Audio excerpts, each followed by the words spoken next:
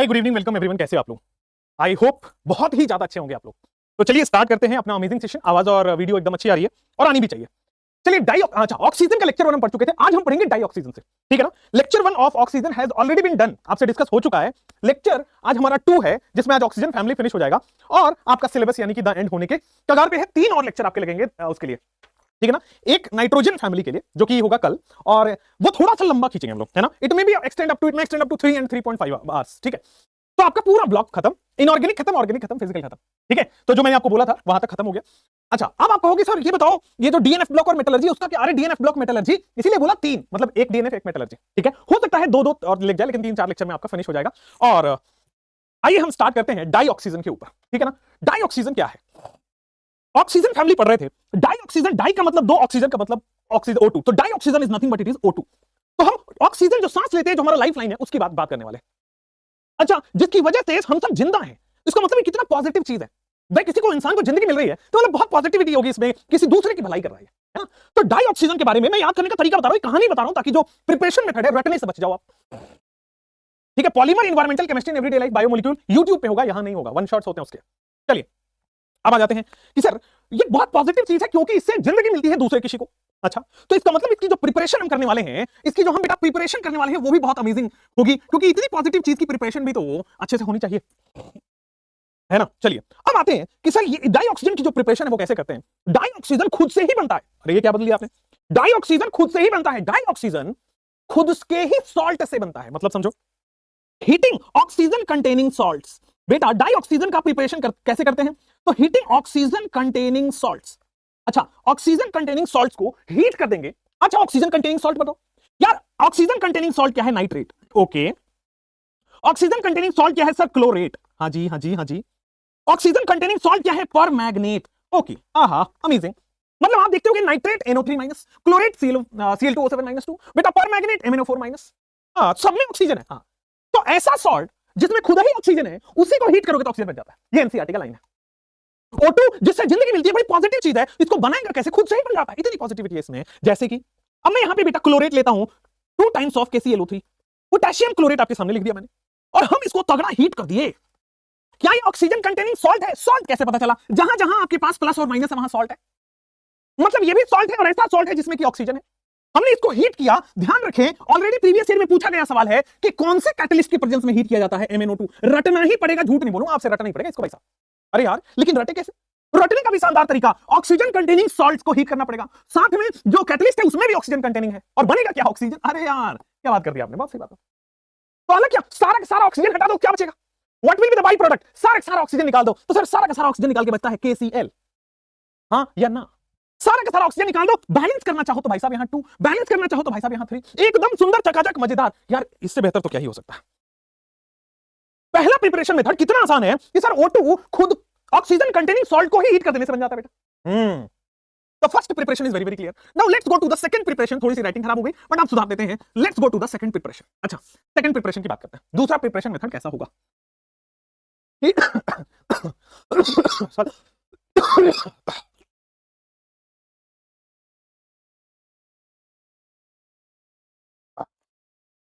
Live है क्या यार? लाइव ही होता है प्लेटफॉर्म पे यार, प्लेटफॉर्म पे रिकॉर्डेड नहीं जाता। चलो अब आ जाते हैं प्रिपरेशन नंबर 2। प्रिपरेशन नंबर 2 आपके पास आएगा कि सर हम ऑक्सीजन को वैसे भी बना सकते हैं। सर ये देखो ना, बड़ा पॉजिटिव है। ये ऑक्सीजन के बारे में हमेशा पॉजिटिव सोचना है, दूसरों की जिंदगी बनती है इससे, वरना इंसान खत्म हो सकता है अगर ऑक्सीजन ना रहे तो धरती पे, ऑब्वियस है। तो इसका मतलब बड़ा नोबल काम कर रहा है, बड़ा ही नोबल काम कर रहा है। तो preparation number 2, thermal decomposition of less reactive metal oxide. मतलब ऐसे मेटल्स जो कम रिएक्टिव हैं, उनको अगर हीट करोगे तो ऑक्सीजन आ जाएगा। सो थर्मल डिकम्पोजिशन, अगर ऑक्सीजन के बारे में खाली पॉजिटिव सोचो, thermal decomposition of less reactive. अच्छा, डाई ऑक्सीजन का लाइन नंबर 4 पढ़ो, एक्जेक्टली सेम है। Thermal decomposition of less reactive metal oxide. मजा ही आ गया सर। अगेन अगेन अगेन, ये आपके मेटलर्जी चैप्टर में भी है और यहां भी है। पहला आपके मन में एक सवाल आना चाहिए कि सर ये लेस रिएक्टिव क्या है यार? ये लेस रिएक्टिव कहां, कैसे, कब? ये लेस रिएक्टिव कहां, कैसे, कब? हाँ बोलो, बोलते चलो चलो। Thermal decomposition of less reactive का मतलब हो गया कि वैसे मेटल्स, वैसे मेटल ऑक्साइड जो रिएक्टिविटी सीरीज में नीचे है, बॉटम पे है। भाई what do you mean by less reactive? मतलब metals on the bottom of the reactivity series, metals on bottom of reactivity series, metals on bottom of reactivity series. Reactivity series के bottom पे आपको मिलता है less reactive. चलो बहुत बढ़िया। अच्छा, अच्छा अच्छा, अब आ जाओ सर जी। जैसे कि सिल्वर है नोबल मेटल, याद आ रहा है Ag2O। सर जैसे कि हमारा मरकरी है HgO, सब लेस रिएक्टिव में काउंट होंगे। जैसे कि बेटा लेड Pb3O4, हाँ जी। जैसे कि आपका PbO2 less reactive metal oxide को सीधा सीधा थर्मल डिकम्पोजिशन का मतलब होता है भैया जी हीट दिए। क्लियर हो गया सर। हीट देने का मतलब हो गया ये सिल्वर सिल्वर अलग हो गया, O2 अलग हो गया। इससे आसान क्या हो सकता है? मरकरी अपना अलग हो गया, O2 अपना अलग हो गया। सर लेड अपना अलग हो गया, ऑक्सीजन अपना अलग हो गया। सिमिलरली लेड अपना हो गया और ऑक्सीजन अपना अलग हो गया। अब कहोगे कि सर लास्ट दोनों रिएक्शन तो सेम ही हो गया, ऐसा क्या हुआ दोनों? यार बस बैलेंसिंग का अलग अलग है। यहां पे आपको ट्वाइस HgO लेना पड़ेगा, ट्वाइस Pb2O2 लेना पड़ेगा। यहां पे आ जाओ 4Ag, यहां पे आ जाओ 2Hg, यहां पे आ जाओ 6Pb और यहां पे बेटा 2Pb। ध्यान रखें एक चीज बस आपको ध्यान रखनी पड़ेगी, ये एकदम आसान करने के लिए लेड जो है कंप्लीटली अलग नहीं होता है, लेड ऑक्साइड बनके अलग होता है। लेड कंप्लीटली अलग नहीं होता है, लेड ऑक्साइड बनके कंप्लीटली अलग होता है। यहां पे दोनों स्टार मार्क कर लीजिएगा। लेड कभी भी अलग आप नहीं कर सकते हैं क्योंकि इसकी बॉन्डिंग ऑक्सीजन से बड़ा स्ट्रांग होती है और वैसे भी लेड +2 में है तो स्टेबल होता है, नॉट पेयर इफेक्ट। लाइव है गाइस, एटलीस्ट टाइम देख लो, बिल्कुल सही है बेटा एकदम। हिमांशी कह रहे हमने लाइव लेक्चर की फी दी थी। अरे गधो, ये लाइव लेक्चर ही है रे, हद हो गई। ठीक है चलिए, तो डाई ऑक्सीजन का हमने प्रिपरेशन बना तो लिया, डाई ऑक्सीजन का प्रिपरेशन बना तो लिया। बेहद इंपॉर्टेंट तीसरा मेथड ऑफ प्रिपरेशन, पहले इसको लिख लीजिए फिर मैं आगे ले जाऊं। पहले इसको आप फटाफट से लिख लेंगे फिर मैं आगे लेके जाऊंगा। बेहद इंपॉर्टेंट और वो आएगा प्रिपरेशन नंबर 3। अब वो आएगा बेटा प्रिपरेशन नंबर 3। प्रिपरेशन नंबर 3 आपके पास आएगा कि sir preparation number 3, preparation number 3 बहुत अच्छी बात, प्रिपरेशन नंबर 3 आएगी, बहुत इंपॉर्टेंट है। हाइड्रोजन चैप्टर में भी पढ़ाया और आपको दोबारा यहां पे पढ़ा रहा हूं कि O2 बनाने का तीसरा आप ले लो हाइड्रोजन पेरोक्साइड और उसको कर दो डिकम्पोजिशन। ठीक है ना, क्या कर दो? Decomposition of hydrogen peroxide, decomposition. Again NCERT खोलिए, ऑक्सीजन जहां दिया है उसका सबसे लास्ट लाइन देखिएगा, डाई ऑक्सीजन का प्रिपरेशन का वहीं पे दिया गया है, डिकम्पोजिशन ऑफ H2O2, है ना। अब जब अभी अधूरा लिखा है, अभी कंप्लीट करूंगा, लेकिन डिकम्पोजिशन ऑफ H2O2 दिखा देता हूं बिना बैलेंसिंग किए, बिना कुछ लगाए हुए। बेटा जब H2O2 डिकम्पोज होता है तो इस फॉर्म में होता है, पानी अलग निकलता है, स्टेबल मॉलिक्यूल अलग निकलता है। ध्यान दीजिएगा बस, ऐसा नहीं H2 अलग हो गया O2 अलग हो गया, नहीं, पानी अलग होता है और O2 अलग होता है और इसको आप बैलेंस भी कर सकते हैं भाई, 2 यहां और 2 यहां, बहुत शानदार तरीके से बैलेंस भी होगा डिकम्पोजिशन ऑफ H2O2। लेकिन एग्जामिनर पता है क्या पूछा था? जब आपका AIPMT होता था ना, तब पूछा था एग्जामिनर ने कि इसमें कौन सा कैटलिस्ट लेते हैं, और लास्ट लाइन खोलो खोलो एनसीईआरटी, वहां पे लिखा हुआ है कि कौन सा कैटलिस्ट लेते हैं।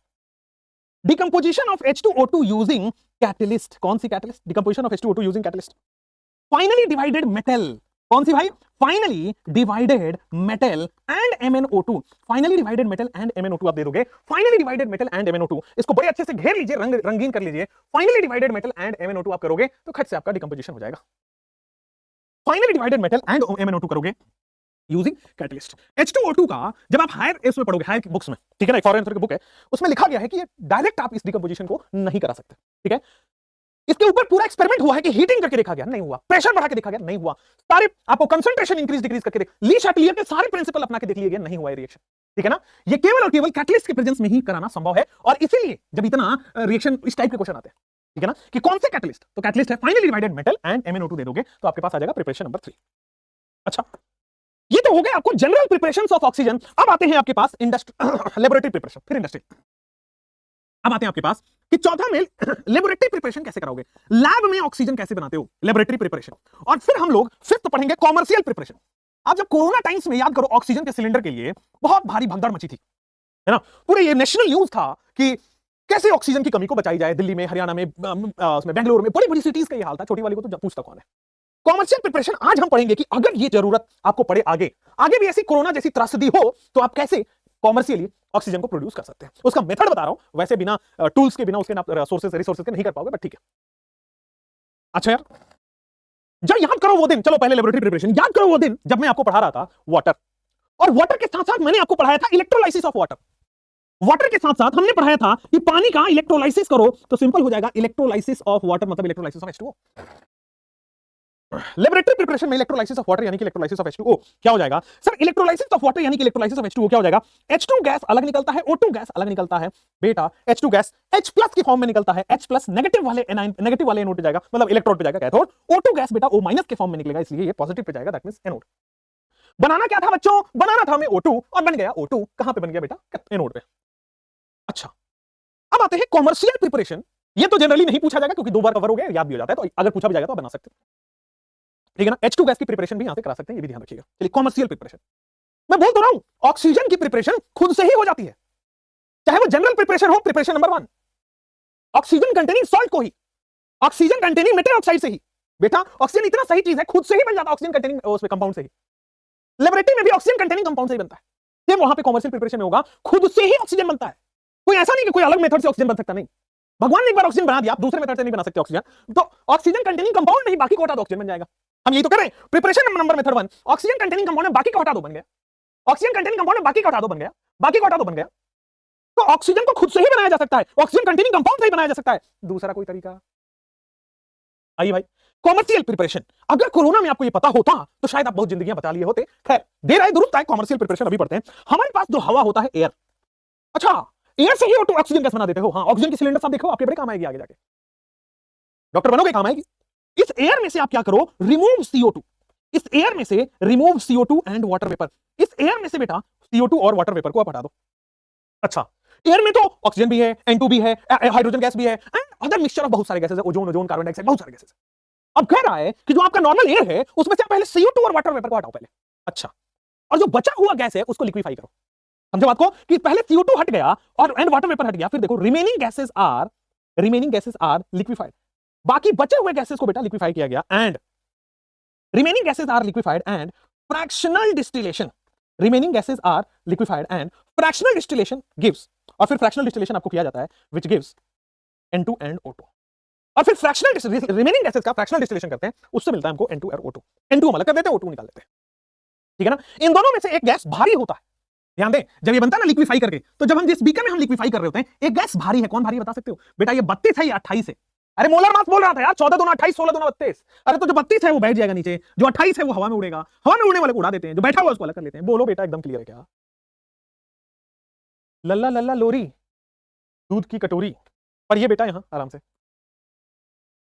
कदे उस खंबे ते यार मेरा बिजली। लक्ष्मी जी 4 से 5 lecture. Nilofar ji thank you so much.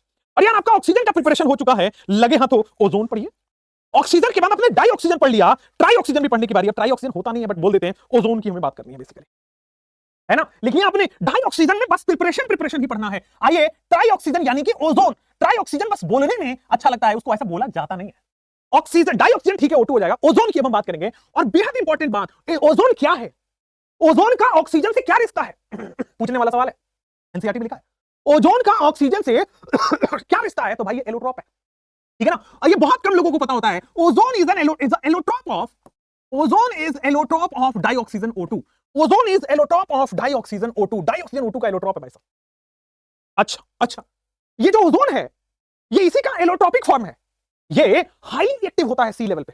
Ozone जो है ये हाईली रिएक्टिव होता है सी लेवल पे, इसलिए लंबे समय तक सी लेवल पे नहीं मिलेगा। मतलब हमारे आसपास में जहां पे हम खड़े हैं वो सी लेवल से कुछ हाइट पे है, तो सी लेवल तक ओजोन एग्जिस्ट नहीं करता। क्यों? It is highly reactive at sea level, इसलिए बड़े कम समय के लिए ये सी लेवल पे मिलेगा। Ozone is highly reactive at sea level. भाई ओजोन यहां थोड़ी मिलता है आपके पास, ओजोन यहां से 20 किलोमीटर की दूरी के बाद मिलता है। अरे क्या बोला मैंने? ओजोन यहां एटमॉस्फेयर में नहीं मिलेगा, यहां से 20 किलोमीटर ऊंचा जाओ, उसके बाद जो लेयर आएगा उसमें मिलता है ओजोन लेयर, ठीक है। तो ओजोन इज हाईली रिएक्टिव कहां? At sea level. Ozone is highly reactive at sea level, और ये एनसीईआरटी में दिया गया है, वही पढ़ना है भाई। Ozone is highly reactive at sea level and do not remain for longer time. Do not remain for longer time at sea level. बेटा समुद्र की ऊंचाई पे बहुत लंबे समय तक ये नहीं रहता है। Ozone is highly reactive at sea level and do not remain for longer time at sea level, ठीक है ना। It is found above 20 kilometre from earth surface. बेटा धरती के सरफेस से 20 किलोमीटर की ऊंचाई के बाद, ठीक है ना, ozone layer is formed. Ozone layer is formed, हां या ना बोलना पड़ेगा, हां या ना बोलना पड़ेगा, ठीक है ना। above 20 kilometre from earth surface ozone layer is formed. बहुत शानदार। above 20 kilometre from earth surface ozone layer, यहां पे above 20 kilometre from earth surface ozone layer is formed. हां जी, बहुत अच्छा जी। आइए आ जाओ, कन्वर्जन ऑफ, ध्यान दीजिएगा, कन्वर्जन। अच्छा, ओजोन लेयर इज फॉर्म्ड की जगह आप लिखो found. Ozone layer is found above 20 kilometre from earth surface ozone layer is found. अब 20 किलोमीटर की ऊंचाई पे आपको ओजोन का एक लेयर मिलेगा, ओजोन का लेयर मिलेगा, ठीक है। अब वो ओजोन लेयर क्यों वहां पे होता है? क्योंकि जो सूर्य से आने वाली यूवी रेज है वो बड़ी हार्मफुल होती है आपकी स्किन के लिए, आपकी बॉडी के लिए। तो यूवी रेज जो ऊपर से आ रही है वो आपकी स्किन को खराब ना कर दे, आपकी त्वचा को खराब ना कर दे, इसलिए ओजोन लेयर प्रोटेक्टिव लेयर की तरह काम करता है। Ozone layer protects earth surface from harmful effect of UV radiation, ठीक है ना। तो यहां पे लिखोगे ozone layer protects earth surface, लिख देते हैं अर्थ सरफेस पे रहने वाली सारी चीज, earth surface from harmful harmful effect of UV radiation. Okay, harmful effect of UV radiation के हार्मफुल इफेक्ट से इसको बचाता है, यूवी रेडिएशन के हार्मफुल इफेक्ट से बचाता है। क्या होगा ध्यान दीजिए, क्या होगा ध्यान दीजिएगा कि सर हमारे पास ये बनता कैसे, पहले मैं बताता चलता हूं ये बनता कैसे ओजोन। तो जो हमारा O2 है ना, O2 एटमॉस्फेयर में O2, इसी से O3 कन्वर्ट होता है, इसी से आपको O3 कन्वर्ट होता है। तो this is how ozone is convert, O2 से O3 ऐसे ही बनता है। हमारे जो एटमॉस्फेरिक ऑक्सीजन है उसी का तो एलोट्रॉप है ये। अच्छा, इसको हम बोलते हैं ओजोनाइड ऑक्सीजन, ओजोनाइज्ड ऑक्सीजन। ये जो हमारे पास O3 है, इट इज ओजोनाइज्ड ऑक्सीजन। ये क्या अपने आप हुआ होगा? डबल से ट्रिपल अपने आप हुआ होगा बेटा, पहले 2 थे अब 3 हो गए, अपने आप हुआ होगा? नहीं, इसके लिए एनर्जी देनी पड़ी होगी तब जाके बॉन्ड बना होगा। It is an endothermic, delta H is equal to 142 kilojoule per mole, है ना। टेम्परेचर जो है बेटा आपका 298 केल्विन है, यहां पे temperature is equal to 298 kelvin. बहुत बढ़िया, क्लियर हो गया है? अच्छा, अब देखो, since this process is endothermic, अब ये प्रोसेस एंडोथर्मिक है तो भाई ये हीट देके हमने ये बना तो दिया, लेकिन ये डर है कि अगर हमने हीट हटाया तो हो सकता है वापस टूट के आ जाए, इसीलिए ये वापस डिकंपोज ना हो जाए, इसीलिए इस पूरे रिएक्शन को हम साइलेंट इलेक्ट्रिक डिस्चार्ज में कैरी कराते हैं। ध्यान दीजिएगा, since this reaction is endothermic so it is carried out in electric, silent electric discharge. क्यों? क्योंकि अगर हम साइलेंट इलेक्ट्रिक डिस्चार्ज में नहीं करेंगे तो हीट हटाते ही वापस आएगा। यहां पे लिखिए, since this reaction is endothermic, ये जो ओजोन का फॉर्मेशन है वो रिएक्शन एंडोथर्मिक है, since this reaction is endothermic. यहां पे so since this, so we carry out this reaction in silent electric, carry out this reaction in silent electric discharge. So we carry out this reaction in silent electric discharge. So we carry out this reaction in silent electric discharge. बहुत अच्छी बात है। So we carry out this reaction in silent electric discharge. बहुत बढ़िया। Since this reaction is endothermic, so we carry out this reaction in silent electric discharge. हाँ जी, clear है? Since we carry out this reaction in silent electric discharge. बहुत अच्छी बात। Silent electric discharge में होता है। So the reaction is endothermic, so we carry out this reaction in silent electric discharge. अच्छी बात समझ में आ गई? चलिए आगे बढ़ जाते हैं प्रॉपर्टीज पे। ओजोन आपने लिख लिया है, अब आगे बढ़ जाते हैं बेटा प्रॉपर्टीज पे, प्रॉपर्टीज ऑफ ओजोन की बात कर लेते हैं। ठीक है, क्लियर हुआ है? एक ओजोन तो आप भी डिजर्व करते हो, नेगेटिविटी बहुत है। हाँ यार, एक ओजोन मुझे भी चाहिए, नेगेटिविटी बहुत है यार, बहुत नेगेटिविटी है। चलिए आगे बढ़े। ऑर्गेनिक का हो गया है सर का, साथ चला रहा हूं, बहुत बढ़िया तुषार, अमेजिंग है। चलिए अब ओजोन की प्रॉपर्टीज की बात कर लेते हैं कि सर ओजोन जो हमारा है उसकी प्रॉपर्टीज क्या है। ओजोन की प्रॉपर्टीज ध्यान दीजिएगा, कलर पूछा गया है, इंपॉर्टेंट है इसलिए ध्यान देना पड़ेगा। सर जो हमारा प्योर ओजोन है, ये जो हमारा प्योर O3 है, ये पेल ब्लू कलर का होता है जब प्योर ओजोन गैस फॉर्म में हो तब। यही डार्क ब्लू हो जाएगा जब लिक्विड होगा, पेल ब्लू हो जाएगा गैस में, है ना, डार्क ब्लू हो जाएगा जब आपका लिक्विड होगा तब, वॉयलेट ब्लैक हो जाएगा जब सॉलिड होगा तब, वॉयलेट ब्लैक हो जाएगा जब आपका सॉलिड होगा तब। तो सॉलिड लिक्विड गैस बात समझो यहां पे, ध्यान देना। वो प्योर ओजोन जो है वो पेल ब्लू कलर का है, अब ये कलर पूछा गया है। इन गैसियस स्टेट थोड़ा सा धीमा है, लिक्विड थोड़ा सा और कंडेंस हुआ, मॉलिक्यूल्स पास आए, कलर भी थोड़ा और तेज हो गया, थोड़ा और मॉलिक्यूल पास आए सॉलिड में और जाके यहां पे अट्रैक्शन हुआ और आपके वॉयलेट ब्लैक बन गए हैं। तो ओजोन की प्रॉपर्टीज यहां पे समझ में आ गई है। चलिए अच्छा, O3, अब मुझे बताओ O3 और O2 में कौन स्टेबल है और कौन अनस्टेबल है? O3 और O2 में कौन स्टेबल है और कौन अनस्टेबल है? अभी बताया कि O2 से O3 बना देते हैं, ठीक है ना, और डर रहता है कि ये डिकंपोज ना हो जाए। और दूसरा लाइन हमने यही पढ़ा कि ये सर हाईली रिएक्टिव है, इसलिए जनरली मिलता नहीं है इसी लेवल पे। तो O3 is unstable, O3 is thermodynamically, मतलब हीट देने के बाद थर्मोडायनेमिकली, मतलब O3 is thermodynamically unstable, O3 is thermodynamically unstable with respect to O2, O3 is thermodynamically unstable with respect to O2। हाँ या ना? एकदम ठीक है, हाँ या ना? चलिए, इसलिए O3 से भाई साहब खट से O2 में चेंज हो जाता है, 2O3 से 3O2 बैलेंस कर दिया हमने। अच्छा, जब ये रिएक्शन हुआ है तो डेल्टा H क्या हो जाएगा? नेगेटिव। ओके, जब ये रिएक्शन हुआ है तो डेल्टा S क्या हो जाएगा बेटा? पॉजिटिव, है ना। इस रिएक्शन का डेल्टा H होता है नेगेटिव, क्योंकि बेटा हम टूट रहा है बॉन्ड, अब बॉन्ड जब टूटेगा तो कुछ ना कुछ एनर्जी रिलीज करेगा, हो गया। और जब ये टूटता है, देखो देखो यहां पे O3 से O2 में जा रहा है, तो यहां पे मॉलिक्यूल्स फ्री हो रहे हैं, एंट्रोपी बढ़ेगा। अच्छा, जब ये दोनों कंडीशन है तो क्या आपको समझ में आ रहा है कि sir delta G is equal to negative, मतलब ये रिएक्शन बहुत इजीली होता है, इसलिए ये बात प्रूव हो गया कि O3 अनस्टेबल है O2 से। बहुत बढ़िया, तो O3 अनस्टेबल हो गया O2 से, तो O3 is unstable with respect to O2। बहुत अच्छी बात समझ में आ गई। चलिए अब आ जाते हैं जो आपका O3 है ओजोन, ओजोन जो है वो O2 प्लस नेसेंट ऑक्सीजन में जाता है। O3 जब टूटता है वो O2 प्लस नेसेंट ऑक्सीजन में जाता है, और बेटा जहां जहां नेसेंट ऑक्सीजन आ जाएगा वहां भाई साहब वो पावरफुल ऑक्सीडाइजिंग एजेंट आ जाता है। ये तो हमने ऑक्सीडाइजिंग एजेंट आपको बता ही रखा है ऑलरेडी, नेसेंट ऑक्सीजन भी बता रखा है थोड़ी एक चैप्टर पहले, याद करो। HOCl में जब बताया था ना, Cl2 प्लस वाटर HOCl में नेसेंट ऑक्सीजन होता है, ब्लीचिंग प्रॉपर्टी आती है, ये वही वाली चीज है। क्लियर है? अब जहां जहां ओजोन होगा वहां नेसेंट ऑक्सीजन होगा, और नेसेंट ऑक्सीजन होगा तो पावरफुल ऑक्सीडाइजिंग एजेंट होगा। एकदम ठीक है। इसीलिए भाई साहब जब भी आप पीबीएस ले रहे हो और इसमें ओजोन डाल देते हो तो क्या करेगा, सल्फर -2 को सर +6 में कन्वर्ट कर देगा, पीबीएसओ4 सल्फर +6 में कन्वर्ट कर देगा, है ना। यहां पे पीबीएसओ4 में सल्फर +6 में कन्वर्ट कर देगा, पीबीएस में सल्फर -2 से सर सल्फर +6 में कन्वर्ट कर दिया, बोलो हाँ या ना। उसी तरह ध्यान दीजिएगा बेटा, ये I- को जो ओजोन है वो I2 में कन्वर्ट कर देता है, I- को O2 जो है वो I3 में कन्वर्ट, I2 में कन्वर्ट कर देता है। क्यों? क्योंकि सर इसके पास पावरफुल ऑक्सीडाइजिंग एजेंट है। क्यों? क्योंकि सर इसके पास this is a powerful oxidising agent. इसके पास क्या है? This is a powerful oxidising agent. This is a powerful oxidising agent. Okay, एकदम ठीक हो गया है, बात समझ में आ गई है। चलिए, तो I- जो है वो I2 में कन्वर्ट होता है, I-1 से I2 कन्वर्ट होगा, हाँ या ना? एकदम ठीक है। फिजिकल केमिस्ट्री नहीं हुई है बेटा अंजू, फिजिकल केमिस्ट्री 6 महीने पहले से चल रहा है, क्यों नहीं हुई है? ठीक है, चलिए अब आगे बढ़ जाते हैं कि सर अब आते हैं डिप्लीशन ऑफ ओजोन लेयर के ऊपर, ठीक है ना। नेक्स्ट टॉपिक यहां तक लिख लीजिए। अच्छा, 2 रिएक्शन मैं और करा देता हूं, 2 रिएक्शन एनसीईआरटी के मैं आपको देता हूं, आप करके बताओ। ये क्वेश्चन एनसीईआरटी के मैं करके बताना आपको।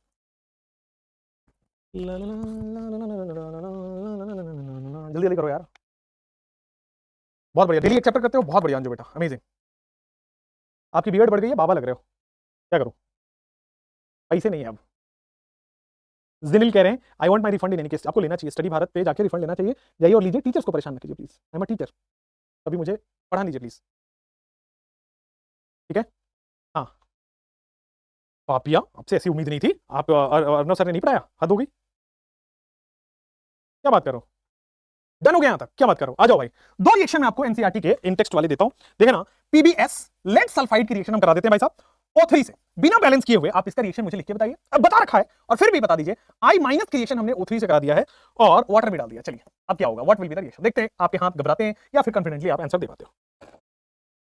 चलो फटाफट से, ठीक है, आपके भरोसे थे कि आप करोगे, गलत बातें ना करो, ना किया करो, है ना। चलो आगे, मैंने आपको बोला था ना कि मैं करा दूंगा, और 4 चैप्टर में नहीं कराता हूं, वो 4 चैप्टर छोड़ के मैंने करा तो दिया,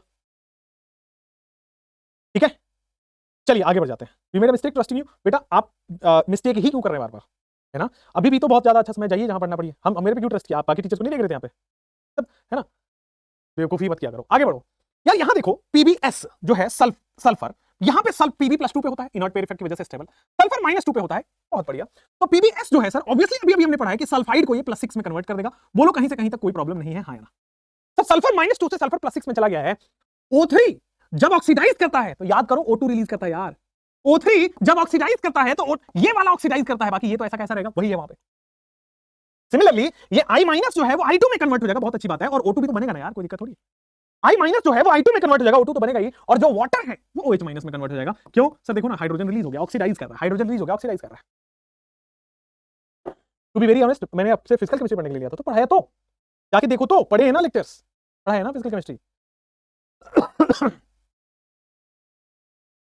ठीक है, चलिए ये देखो, जिसको पढ़ना होता है ना वो पढ़ लेता है, वही फर्जी बातें नहीं करता वो कि सर हमने ये कर लिया, हमने वो कर लिया, हमारा वहां रह गया था, हम मामा क्या कहते हैं, हमारा चाचा क्या कहते हैं, है ना। चलिए चलिए, कोई बात नहीं, लक्ष्मी छोड़ दीजिए, बाकी हाँ चलो आगे बढ़ते हैं, बहुत बढ़िया, थैंक यू तुषार।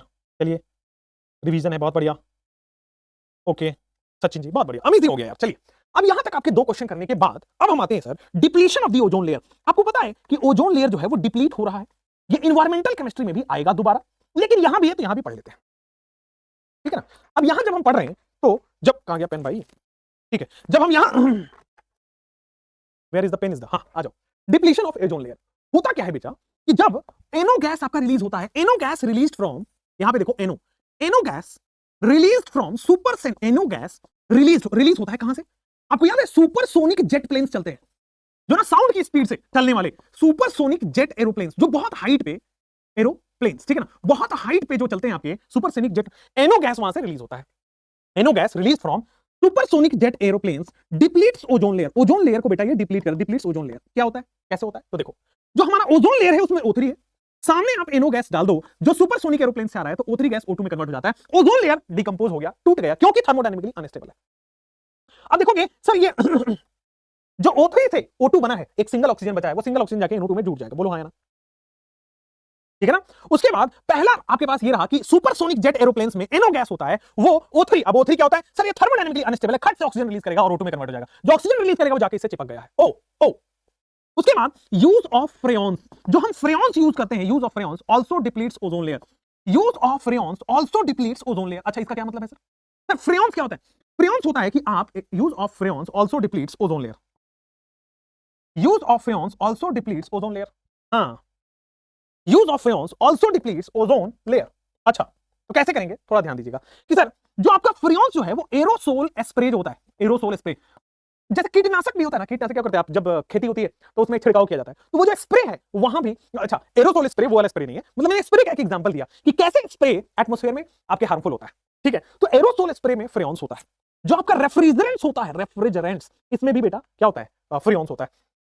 तो एरोसोल स्प्रे एंड रेफ्रिजरेंट्स में फ्रेयॉन्स होता है, जिसकी वजह से ओजोन लेयर डिप्लीट होता है। ठीक है ना, क्लियर है ना, कोई प्रॉब्लम नहीं है ना? आगे बढ़ जाते हैं बेटा। लास्ट इज ओजोन का, लास्ट आपके पास आ जाएगा, ओजोन के बाद लास्ट आ जाएगा कि ozone O double bond O, ये O2 बन गया है। ठीक है, और कोऑर्डिनेट बॉन्ड बनता है ऐसा। आप इसको बच्चों ऐसे भी बना सकते हो कि ये double bond right hand side में है और कोऑर्डिनेट बॉन्ड कुछ इस साइड में है। बहुत अमेजिंग यार। जब भी कोऑर्डिनेट बॉन्ड को कोवलेंट बॉन्ड में चेंज करोगे, जब भी कोऑर्डिनेट बॉन्ड को कोवलेंट बॉन्ड में चेंज करोगे, डोनर पर प्लस एक्सेप्टर पे माइनस बनेगा। जब भी कोवलेंट बॉन्ड को कोऑर्डिनेट बॉन्ड में चेंज करोगे, डोनर पर प्लस एक्सेप्टर पे माइनस बनेगा, डोनर पर प्लस और एक्सेप्टर पे माइनस बनेगा। ओहो अमेजिंग, डोनर पर प्लस एक्सेप्टर पे माइनस बनेगा। ओहो अमेजिंग, बहुत बढ़िया। लेकिन आप देख पा रहे हो कि सर ओजोन जो है वो फिर से कुछ ऐसा ही तो बन रहा है। ओ ऑक्सीजन, ऑक्सीजन इधर भी है, इधर भी dot dot dot dot dot dot, इधर भी बेटा dot dot dot dot dot dot. अच्छा, यहां पे आपके पास पार्शियल पॉजिटिव चार्ज है, यहां पे पार्शियल नेगेटिव चार्ज है, यहां भी बेटा अगर हम दोनों स्ट्रक्चर को कंबाइन करें तो पार्शियल एक तरफ पॉजिटिव है, डोनर पे पॉजिटिव, एक्सेप्टर पे नेगेटिव है। इसका मतलब ओजोन लेयर में ये वाला भी पार्शियल डबल बॉन्ड है, ये वाला भी पार्शियल डबल बॉन्ड है। अगर हम हाइब्रिड स्ट्रक्चर बनाएं तो दोनों में पार्शियल डबल बॉन्ड है, means both oxygen oxygen bonds, both oxygen bonds are of equivalent bond length, are of equivalent bond length. बोलो क्लियर है क्या? Both oxygen oxygen bonds are of equivalent bond length. Clear है क्या? समझ में आया ना? रेजोनेटिंग स्ट्रक्चर है, बहुत बढ़िया बेटा, अमेजिंग। आगे बढ़ जाते हैं। चलिए, तो डिप्लीशन ऑफ ओजोन लेयर आपके पास हो चुका है। चलिए, फाइनली आपका ओजोन भी हो गया है। Now let's go for sulphur. अब आते हैं बेटा सल्फर के ऊपर। सल्फर दो तरह के होते हैं। सल्फर आपके पास दो तरह के होते हैं, रोम्बिक सल्फर और मोनोक्लिनिक सल्फर, अल्फा सल्फर और बीटा सल्फर। अभी उसके डिटेल्स पढ़ेंगे, पहले यहां तक आपने लिख लिया है, ओजोन के बारे में पूरा डिटेल आपने कवर कर लिया है। Now let's go for sulphur. ठीक है ना, उम्मीद है लिख लिया होगा आपने। आइए सल्फर की बात करेंगे कि सल्फर एनसीईआरटी में और क्या क्या दिया है। तो सल्फर का डिटेल्स आपको एलोट्रॉप्स के फॉर्म में पढ़ना है। तो सल्फर बेसिकली दो फॉर्म्स में एग्जिस्ट करता है। पहले वाले फॉर्म को हम बोलते हैं रोम्बिक और दूसरे वाले फॉर्म को बोलते हैं मोनोक्लिनिक। सल्फर पहले वाले फॉर्म को हम बोलते हैं रोम्बिक सल्फर। ठीक है ना, पहले वाले फॉर्म को हम बोलेंगे रोम्बिक सल्फर और दूसरे वाले फॉर्म को बोलेंगे हम मोनोक्लिनिक सल्फर। रोम्बिक सल्फर और मोनोक्लिनिक सल्फर, रोम्बिक सल्फर और monoclinic sulphur. Amazing. Rhombic sulphur और मोनोक्लिनिक सल्फर के बाद रोम्बिक सल्फर को ही बेटा अल्फा सल्फर का नाम दिया गया है। ठीक है, कॉमन नेम है दोनों का, मतलब कॉमनली दोनों ही बोला जाता है। और मोनोक्लिनिक को बेटा बीटा सल्फर बोला जाता है, बीटा सल्फर बोला जाता है। ठीक है ना, अब क्या होता है कि जो अल्फा सल्फर है, अल्फा एस लिख देता हूं या फिर अल्फा सल्फर ही लिख लो ताकि कंफ्यूजन ना रहे, अल्फा सल्फर। और ये जो बीटा सल्फर है, अल्फा सल्फर और जो बीटा सल्फर है, अल्फा सल्फर एंड जो बीटा सल्फर है, अल्फा सल्फर और जो बीटा सल्फर है, अच्छा ये 369 केल्विन तक ही, अल्फा सल्फर और जो बीटा सल्फर है ये 369 केल्विन, अल्फा सल्फर और बीटा सल्फर जो है वो 369 केल्विन एक ट्रांजिशन टेम्परेचर है। मतलब अबव 369 केल्विन पे अल्फा जो है वो बीटा में कन्वर्ट हो जाएगा और बिलो 369 केल्विन पे जो बीटा है वो अल्फा में कन्वर्ट हो जाएगा, बिलो 369 केल्विन। और 369 पे दोनों ही एग्जिस्ट करता है। 369 देखो, 3 3 6 3 3 9, बड़ा अच्छा नंबर है ये, 3 3 6 3 3 9। अगर ये रहे इसके जस्ट बियॉन्ड बीटा मिलता है और इसे जस्ट पहले अल्फा मिलता है, लेकिन अगर 369 रखें तो भाई साहब दोनों ही फॉर्म्स मिलते हैं। हाँ ना, क्लियर है? अब देखो ये जो आपका अल्फा सल्फर है, इट इज ये जो आपका अल्फा सल्फर है, it is stable at room temperature. This alpha sulphur is stable at room temperature, this alpha sulphur is stable at room temperature. Alpha sulphur जो है वो रूम टेम्परेचर पर stable है और जो बीटा सल्फर है वो तो 369 केल्विन के बाद स्टेबल है, स्टेबल अबव 369 केल्विन। क्लियर हो रहा है कि भाई ये जो अल्फा सल्फर है वो स्टेबल हो रहा है रूम टेम्परेचर पे, या फिर आप लिख सकते हैं ब्रैकेट में बिलो 369 केल्विन। इस पे ये स्टेबल है और इसके बाद ये स्टेबल है और बीच वाले पे दोनों ही स्टेबल है। चलिए अब आ जाते हैं कि सर हम इसको प्रिपरेशन कैसे करते हैं। Alpha sulphur, rhombic sulphur. अच्छा यहां ध्यान दीजिएगा, थोड़ा मैं प्रिपरेशन बताने वाला हूं, इधर देखिएगा। रोम्बिक सल्फर का मतलब है सर आर से स्टार्ट हो रहा है, आर, तो आर से रोम्बिक सल्फर और आर से आपको याद करना है बेटा रोल सल्फर। ठीक है ना, आर से रोम्बिक सल्फर और आर से आपको याद करना है रोल सल्फर। अभी मैं रोल्स एक ऐसा ही एक रोल सल्फर भी एग्जिस्ट करता है। ठीक है ना, तो रोम्बिक सल्फर के लिए रोल सल्फर चाहिए होगा, रोम्बिक सल्फर के लिए रोल सल्फर चाहिए होगा। और एक बार रोम्बिक सल्फर मिल गया उसको 369 से ऊपर करोगे तो मोनोक्लोनिक यानी कि बीटा सल्फर मिल जाएगा। तो प्रिपरेशन हम एक ही का करेंगे और जैसे हीट करेंगे तो बेटा ये बन जाएगा। ठीक है, तो R for rhombic sulphur, R for roll sulphur. आइए पढ़ते हैं 369 केल्विन के बाद कि सर मैं इधर लिख देता हूं लेफ्ट हैंड साइड में अल्फा और राइट हैंड साइड में बीटा। लेफ्ट हैंड साइड में भाई साहब आपके पास हो जाएगा अल्फा सल्फर और राइट हैंड साइड में आपके पास क्या हो जाएगा बेटा beta sulphur. Left hand side में आपके पास क्या हो जाएगा अल्फा सल्फर और राइट हैंड साइड में क्या हो जाएगा बीटा सल्फर। आइए, ठीक है ना, आइए रोम्बिक सल्फर अल्फा सल्फर, इसको हम क्या करेंगे, रोल सल्फर लेंगे हम सबसे पहले लेफ्ट हैंड साइड में। What will be the reactant, roll sulphur.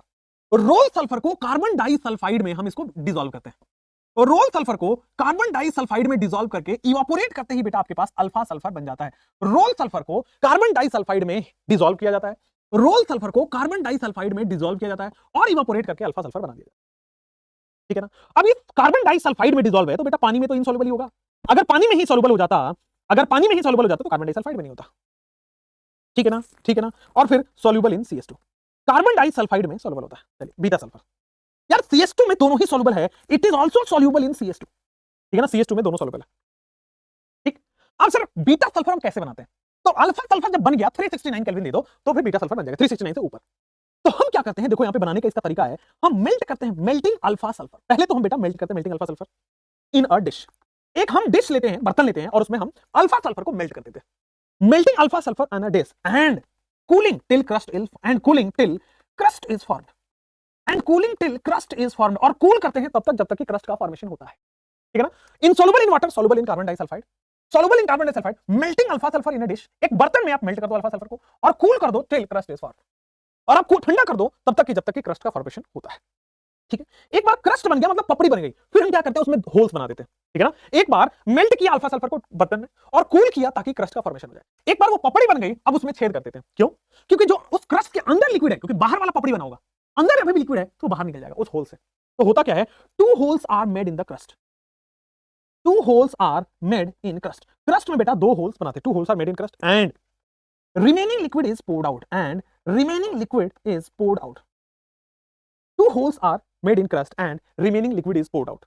ठीक है, जो बचा हुआ अंदर लिक्विड है, उस पपड़ी के अंदर जो लिक्विड होगा उसको हम लोग बाहर निकाल लेते हैं, ठीक है ना। ऑन रिमूविंग क्रस्ट, जैसे ही अब आप क्रस्ट हटाते हो, ऑन रिमूविंग क्रस्ट, ठीक है ना, needle shaped colourless, needle shaped beta sulphur is form, needle shaped beta sulphur is form.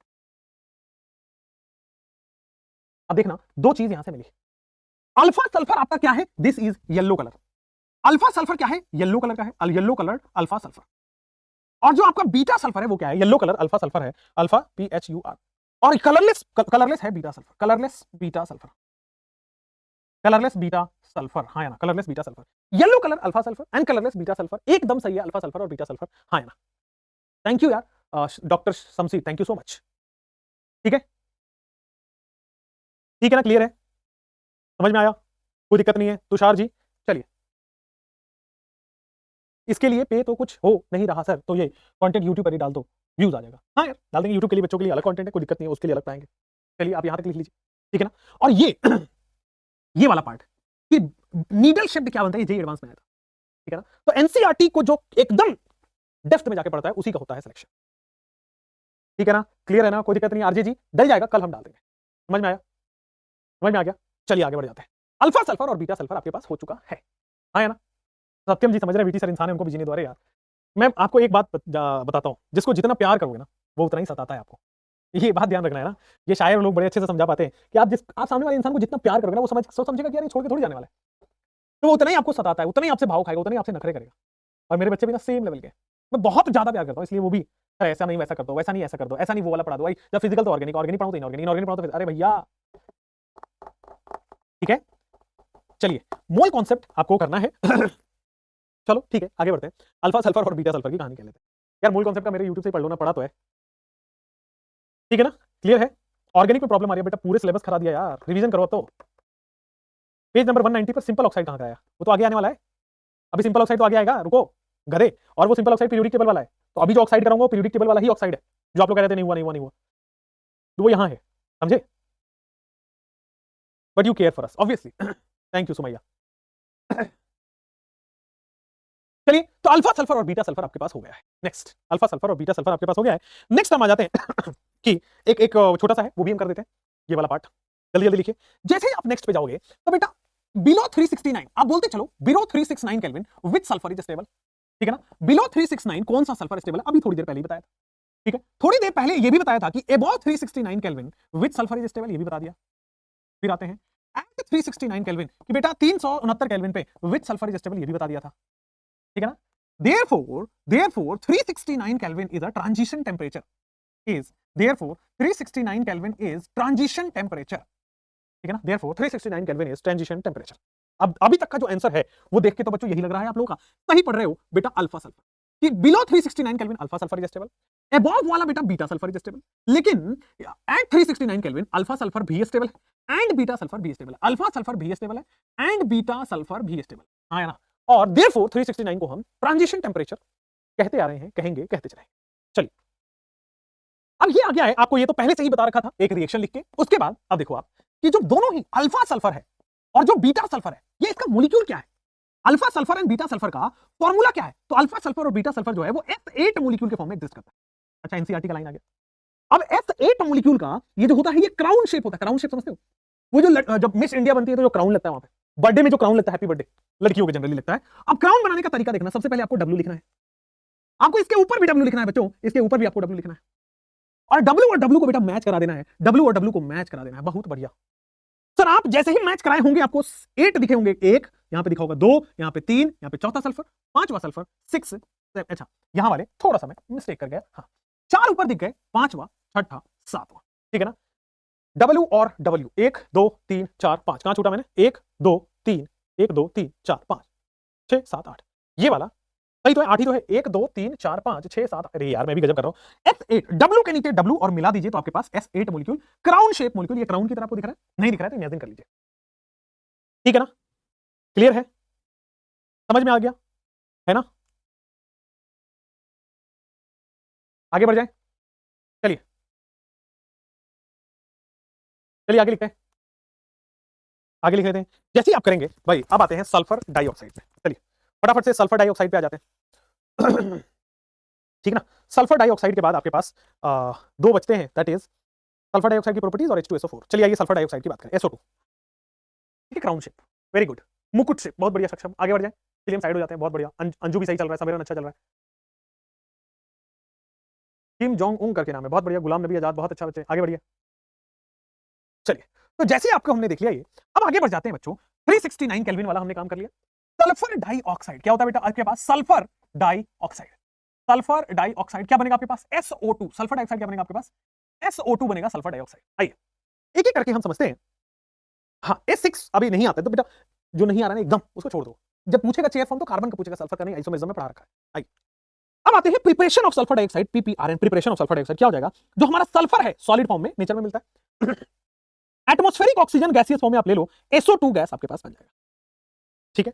चलिए अच्छा लैब प्रिपरेशन कैसे होता है, लेबोरेटरी में हम कैसे बनाते हैं, तो क्या होता है हमारे पास लेते हैं सल्फाइड और हम लेते हैं एसिड, सल्फ्यूरिक एसिड, ठीक है ना। How lab preparation is done, तो sulphide is treated with dilute sulphuric acid, sulphide is treated with dilute H2SO4, तो आपके पास क्या बनेगा, सल्फाइड जो है वो डाइल्यूट H2SO4 से मिलकर बनता है और आपके पास जो बनता है वो बनता है वाटर प्लस SO2। अमेजिंग हो गया, वाटर प्लस SO2, ठीक है ना। उसके बाद sir by product of roasting, समझिए इंडस्ट्रियल प्रिपरेशन आपको कैसे बनेगा, इंडस्ट्री में इंडस्ट्रियल प्रिपरेशन, SO2 गैस को अगर इंडस्ट्रीज में बनाना हुआ तो कैसे बनेगा। तो यार आपको याद है कि सल्फाइड और, याद नहीं होगा क्योंकि मेटलर्जी आपने पढ़ा नहीं है, बाय सल्फाइड और रोस्टिंग, कैल्सिनेशन और रोस्टिंग दो हम कराते थे, कैल्सिनेशन और रोस्टिंग हम दो कराते थे, FeS2 सल्फाइड हो गया, इसकी आप रोस्ट एयर से रोस्टिंग करते थे, ठीक है, तो आपके पास क्या बन जाता था बेटा, SO2 सल्फर डाइऑक्साइड का फॉर्मेशन होता था। क्लियर हो रहा है, सल्फर अपना ऑक्साइड बनाता था, आयरन अपना ऑक्साइड बना लेता था, इस तरह से SO2 गैस का प्रिपरेशन इंडस्ट्री में किया जाता है।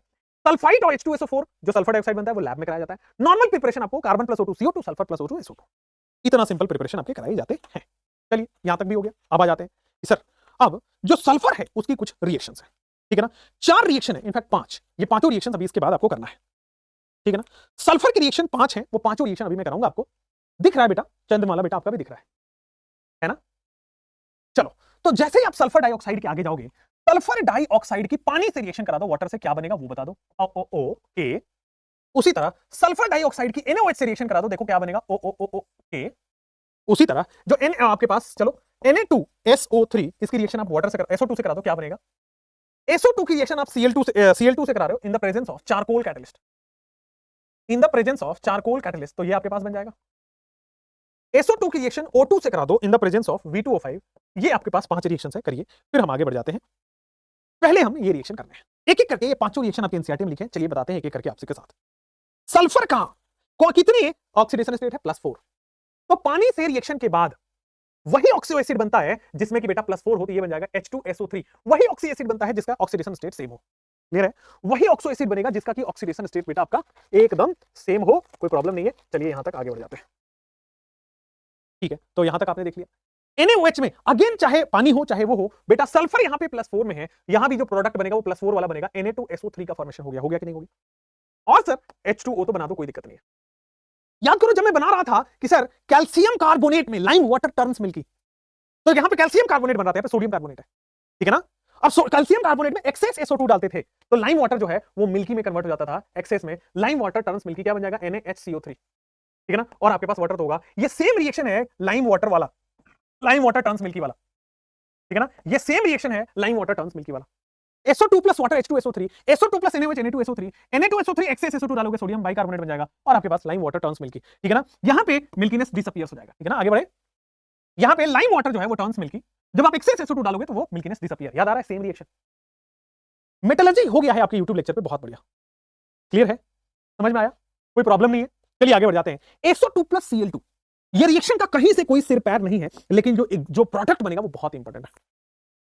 SO2 और क्लोरीन गैस की जो रिएक्शन है भाई, वो बनता है आपके सामने SO2Cl2। ये क्या है? This is known as sulphuryl chloride. क्या बनता है? Sulphuryl chloride. क्या बनता है? Sulphuryl chloride. Oh amazing, sulphuryl chloride. Oh amazing.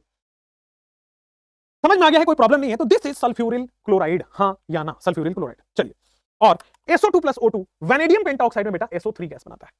SO2 plus O2 vanadium pentoxide में V2O5 के प्रेजेंस में, वैनेडियम पेंटाऑक्साइड V2O5 के प्रेजेंस में आपके पास क्या बन जाएगा? SO3 गैस का। ये ऑक्सीडाइज हो रहा है in the presence of V2O5 catalyst, ठीक है? तो SO2 की रिएक्शंस कैटलिस्ट के प्रेजेंस में जनरली होती है, Cl2 वाला भी O2 वाला भी।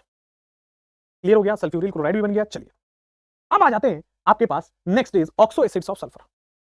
सल्फर होगा, कार्बन नहीं, सल्फर ही लिखा है NaH। अच्छा यहां पे ओके परफेक्ट है, NaHCO3 ना होके NaHSO3 आएगा, बिल्कुल सही है। वो लाइम वाटर वाला याद आ गया, बट ठीक है, NaHSO3 आएगा, ठीक है? कैल्शियम कार्बोनेट था, यहां पे सोडियम सल्फाइट है, ठीक है? सोडियम बाइसल्फाइट है, ठीक है? किशन गोपाल बहुत बढ़िया, डन हो गया। श्वेता राय बहुत अच्छा। बेंजीन, यहां बेंजीन कहां लिख रहे हो भाई? चलिए, तो इसके बाद हम आते हैं ऑक्सो एसिड्स ऑफ सल्फर पे, ठीक है? Next will be oxo acids of sulphur. Next will be oxo acids of sulphur. 4 है, बहुत ज्यादा नहीं है। तो नेक्स्ट आपके पास हम आ जाते हैं बच्चों ऑक्सो एसिड्स ऑफ सल्फर, ठीक है ना? सल्फर की ऑक्सो एसिड्स 4 है, ठीक?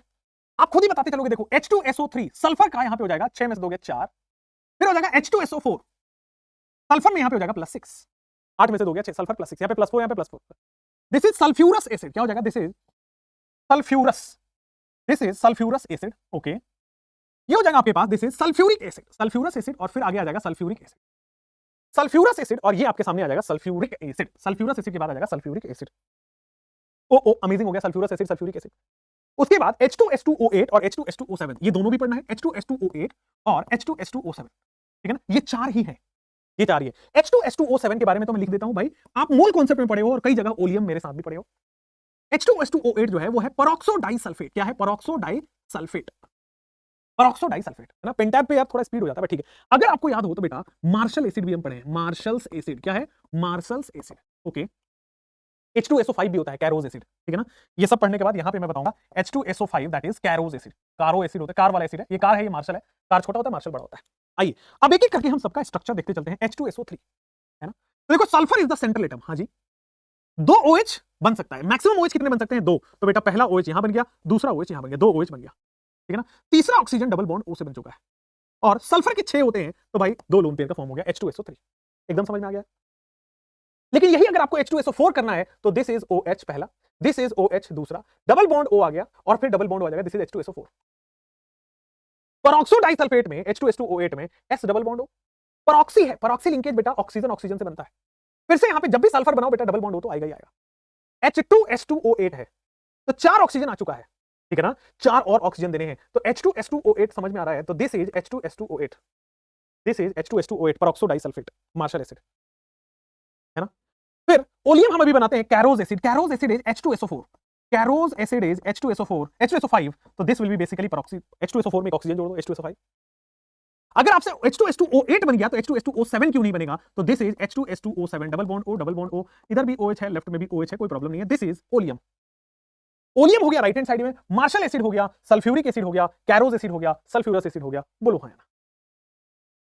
मैंने डीएनएफ ब्लॉक कर लिया है पुराने लेक्चर से, बहुत बढ़िया शगुन बेटा, बहुत अमेजिंग है, और यही मैं उम्मीद कर रहा हूं बाकी लोगों से भी, बट ठीक है, एक्सक्यूजेस नहीं देने चाहिए, मैं वही कह रहा हूं मित्रों, ये होता है एटीट्यूड जिससे कि आप सक्सेस हो सकते हो, ये होता है एटीट्यूड।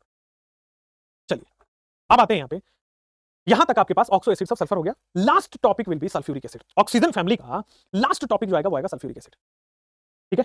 डाइथायोनस एंड डाइथायोनिक, डाइथायोनस एंड डाइथायोनिक, बेटा ये जो पढ़ाता है ना, ये कोटा वाला, ये नहीं पढ़ना है बेटा, ठीक है आपको। चलिए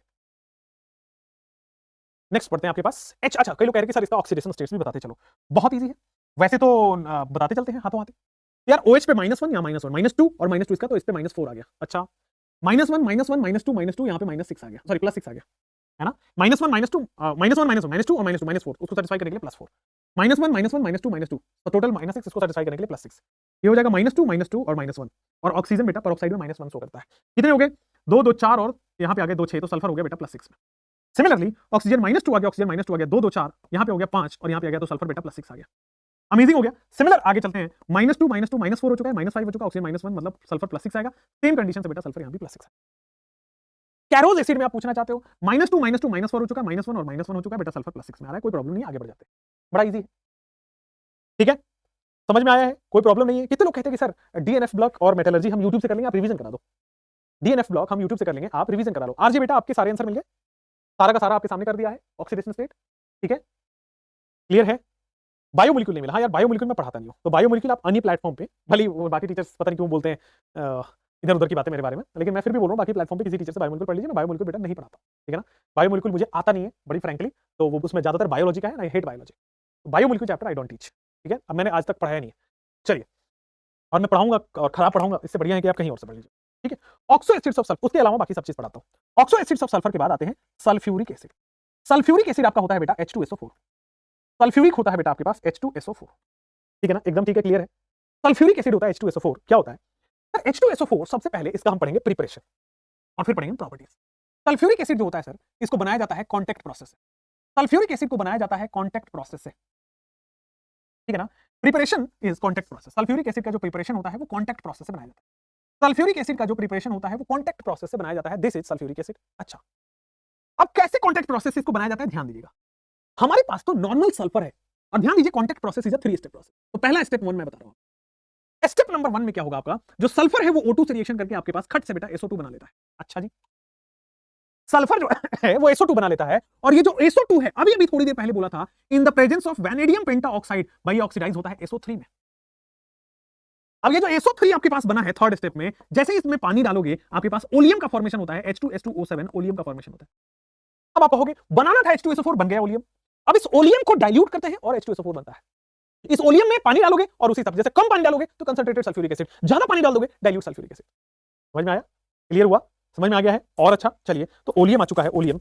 अब आ जाओ कि on dilution of oleum, on dilution of oleum, देखो इस पे कितना स्पीड भागता है। On dilution of oleum desired concentration of H2SO4 is for, desired concentration of H2SO4 is for, ये पेन कॉपी जैसे चलाते हैं ना, इसलिए थोड़ा जल्दी जल्दी लिखते हैं। On dilution of oleum desired concentration of H2SO4 is for, ठीक है। H2SO4 जब यहां से बनता है इट इज 96 to 98% प्योर, ठीक है ना।